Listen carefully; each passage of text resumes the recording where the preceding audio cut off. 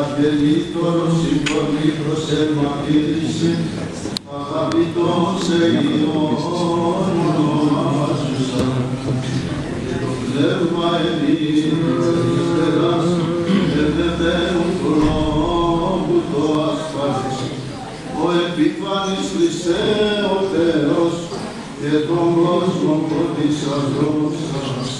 Εν Ιορδάνη βαπτιζομένος ο Κύριε, ή της Τριάδος εφανερώθη προσκύνησης, του γαργενήτωρος η φωνή προς εμαρτύρησιν, αγαπητός Υιόν ονομάζουσα, και το πνεύμα εν είδη περιστεράς, ευεβαίου του λόγου το ασφαλές, ο επιφανής Χριστέ ο Θεός, και τον κόσμο φωτίσας δόξασι.